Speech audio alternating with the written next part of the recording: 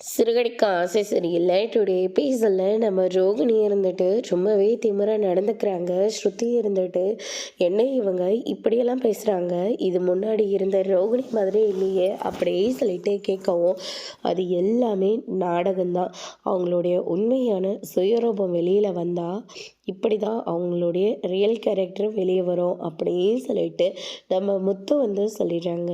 இதை கேட்டோன்னு மொத்த குடும்பமும் பயங்கரமாக கோவப்படுறாங்க ரோகிணி மேலே.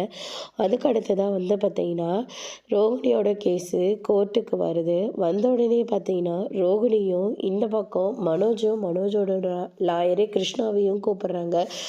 என்ன கிருஷ்ணா, உங்கள் ஹஸ்பண்ட் கையில் அடிபட்டுருச்சுன்னு சொன்னாங்க. ஆமாம், அவருடைய சமையல் டேஸ்ட்டே மாறி போச்சு. என்ன பண்ணுறது, இப்போ அவருக்கு பதிலாக நான் தான் சமைக்க வேண்டியதாக இருக்குது அப்படின்ற மாதிரி சொல்லிடுறாங்க. அதுக்கடுத்ததாக ஸ்ருதி இருந்துட்டு டிவிலலாம் இந்த மாதிரி நடந்துக்க மாட்டாங்களே, அது டிவி, இது ஒன்றும் அப்படி கிடையாது அப்படின்ற மாதிரியே சொல்லிடுறாங்க.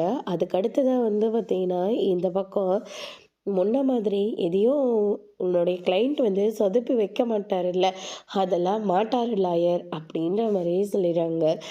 அதுக்கு அடுத்ததாக வந்து பார்த்திங்கன்னா சாட்சியை அங்கே கூட்டிகிட்டு வந்திருக்கோம்.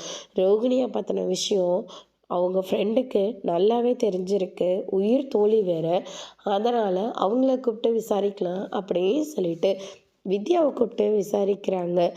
ரோகிணியை உனக்கு எத்தனை வருஷமாக தெரியும், அவங்கள பற்றின விஷயம் உனக்கு தெரியுமான்னு சொல்லிட்டு விசாரிக்கிறாங்க. எனக்கு சில வருஷத்துக்கு முன்னாடியே ரோகிணியை நல்லாவே தெரியும்.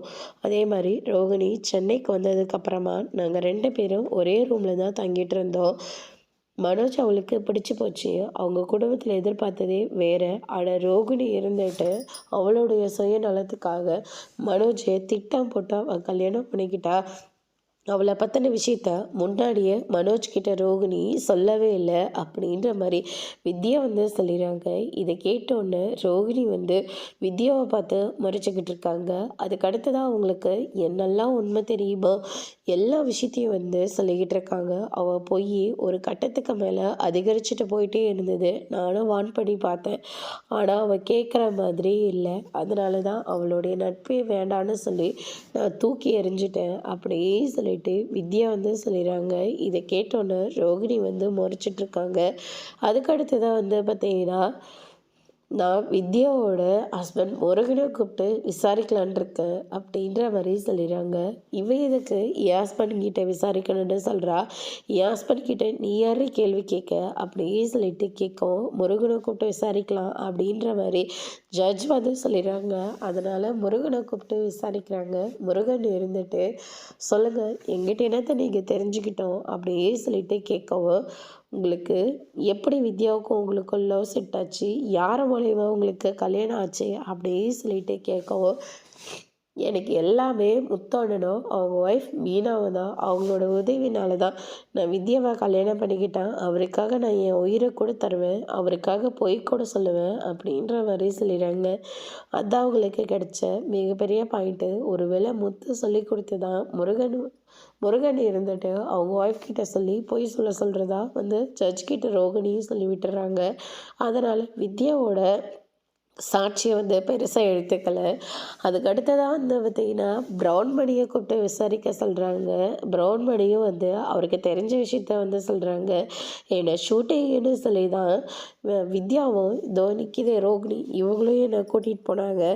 என்னை ஊருக்கெல்லாம் கூட கூட்டிகிட்டு போய் மலேசியாவாமான்னு சொன்னாங்க. ஒரு கட்டத்துக்கு மேலே எனக்கு சந்தேகம் வந்து நான் கேட்க ஆரம்பித்தேன். கொஞ்சம் நான் பணமும் கொடுக்குறேன், அதனால் என் வாழ்க்கை இதில் தான் அடங்கியிருக்கேன், நீங்கள் தான் எப்படியாவது என் வாழ்க்கையை காப்பாற்றணும்னு சொல்லி கெஞ்சி கேட்டுக்கிட்டதுனால தான் நானும் நடிக்க சம்மதம் சொன்னேன். ஆனால் ஒரு கட்டத்துக்கு மேலே என்னால் முடியாது, மாட்டிக்கிட்டேன். முத்து மீனர்கிட்ட தான் நான் மாட்டிக்கிட்டேன் அப்படின்ற மாதிரி ப்ரௌன் படி இருந்துட்டு நடந்து எல்லா விஷயத்தையும் வந்து சொல்கிறாங்க. இவர் சொல்கிறதும் பொய் தான், நான் அதை நிரூபிக்கிறேன் அப்படின்ற மாதிரி சொல்கிறாங்க. ஆனால் இவரை நீங்கள் நடிக்க கூப்பிட்டது உண்மைதானா? உண்மைதான். இது கூட என் ஹஸ்பண்ட்க்கு நல்லாவே தெரியும். ஏன் அவர் அக்கௌண்ட்லேருந்து பணம் கூட நேற்று ட்ரான்ஸ்ஃபர் ஆச்சு அப்படின்ற மாதிரி சொல்லிடுறாங்க. பணம் ட்ரான்ஸ்ஃபர் ஆச்சா அப்படின்னு சொல்லிட்டு மனோஜோட ஃபோனை வாங்கி பார்க்குறாங்க. அதே மாதிரி ப்ரௌன் படியோட ஃபோனையும் வாங்கி பார்க்குறாங்க. இதுக்காக தான் இவன் நேற்று நம்மக்கிட்ட ஃபோனை வாங்கினாளா அப்படின்னு சொல்லிட்டு மனோஜ் வந்து கேட்கவும், அதுக்கு அடுத்ததாக ரோகிணி இருந்துட்டு இது எல்லாமே என் மாமியாரால் தான் நடந்தது விஜயாவால். ஏன்னா அவங்களுக்கு பண ஆசை ரொம்பவே பெருசு. நான் எப்போ கல்யாணம் பண்ணிட்டு போனேனோ அப்போ இருந்து பணம் பணம்னு சொல்லி என்னை டார்ச்சர் பண்ண ஆரம்பித்தாங்க. அதுக்கப்புறமா தான் மனோஜோட உதவியினால் நான் இந்த ப்ரௌன் மணியை சந்தித்தேன். ப்ரௌன் மணிக்கிட்ட எனக்காக நடிக்கணும்னு சொல்லி நான் ரெக்வஸ்ட்டும் கேட்டுக்கிட்டேன். அதனால தான் அவர் எனக்காக நடிக்க ஒத்துக்கிட்டு இவ்வளோ தூரம் நடிச்சுட்டு வந்தார். ஒரு கட்டத்துக்கு மேலே அது யாராலையும் ஏற்றுக்கவே முடியல. எல்லாத்துக்கும் காரணம் என் மாமியாரோட பேராசை மட்டும்தான். அவங்களுடைய பணத்தினால ஆசையினால தான் நான் இவ்வளோ பிரச்சனையும் ஃபேஸ் பண்ணதாக ஆயிடுச்சு அப்படின்னு சொல்லிட்டு ரோகிணி இருந்துட்டு பிளான் போட்டு எல்லா பழியும் தூக்கி விஜயா மேலே போட்டுடுறாங்க. அதுக்கு அடுத்ததாக வந்து பார்த்திங்கன்னா இந்த பக்கம் நம்ம மனோஜ் இருந்துட்டு நேற்று என்ன நடந்துச்சோ அது விஷயத்த வந்து சொல்கிறாங்க. நானும் அவளும் பிஸ்னஸ் ஒன்றை தான் பார்த்துக்குறோம். அதனால் பிஸ்னஸ்க்காகன்னு சொல்லிட்டு என் அக்கௌண்ட்டில் இருந்து இவரோட அக்கௌண்ட்டுக்கு ட்ரான்ஸ்ஃபர் பண்ணியிருக்கா அப்படின்ற மாதிரி சொல்லிடுறாங்க. ப்ரௌன் மணி இருந்துட்டு சில பேர் ஆட்டுக்கறிக்கு முன்னாடியே வந்து என்கிட்ட பணத்தை கொடுத்துருவாங்க அப்படின்னு நினச்சி தான் நான் விட்டுட்டேன். ஃபோன் பண்ணி கூட பேசுவாங்க. அது நான் தான் நினச்சேன்.